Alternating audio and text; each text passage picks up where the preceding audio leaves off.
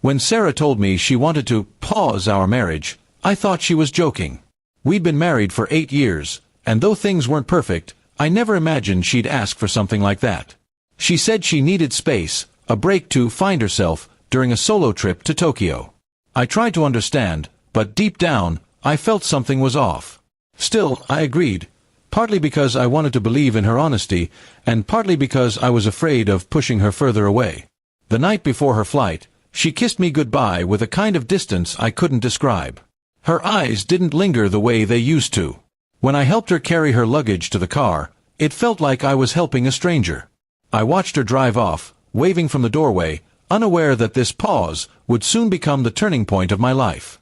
At first, I tried to stay positive. I focused on work, met friends, and kept myself busy. But soon, her calls became shorter, her messages delayed. She stopped saying, "I love you." Then she stopped calling entirely. I convinced myself it was the time difference, the busyness of her trip, but my gut told me otherwise. Something wasn't right. One night, unable to sleep, I checked her Instagram.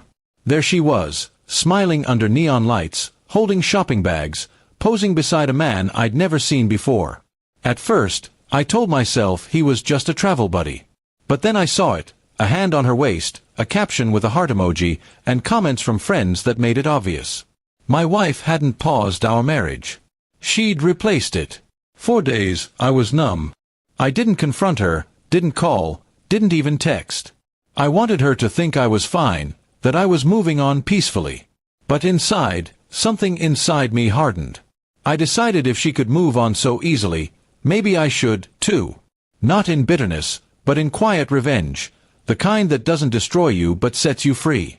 When she finally called, 2 weeks later, her voice was casual. "Hey, just checking in," she said, as if nothing had changed. I played along, pretending everything was fine. She mentioned she'd be back in 2 weeks and wanted to talk things over. I told her I'd be here when she got back. She didn't realize she'd be coming back to a very different home, and a very different husband. In that time, I focused on myself. I redecorated the house, got in shape, reconnected with people I'd neglected, and even started going out with coworkers. One of them, Emma, had always been kind to me. She knew something was wrong but never pried. Her company was peaceful, something I hadn't felt in a long time. She reminded me that I didn't need to beg for someone's love to feel whole again.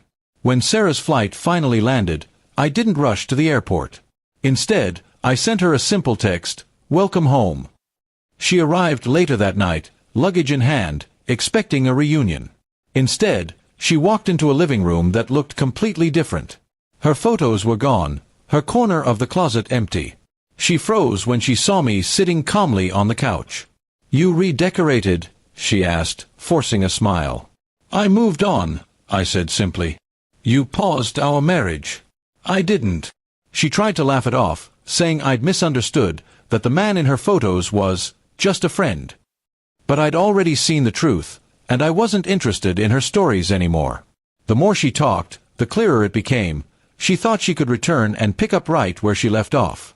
I told her that while she was in Tokyo finding herself, I had found myself too, and discovered I didn't want a wife who treated love like a game she could pause and resume. She started crying, saying she'd made a mistake. Maybe she had, but some mistakes can't be undone. The next few days were filled with awkward silence. She stayed in the guest room while she looked for an apartment. I didn't yell or argue. I'd already let go. The revenge wasn't in hurting her, it was in showing her that her actions no longer had power over me. Before she left, she asked if I'd forgive her someday. I told her forgiveness wasn't the problem.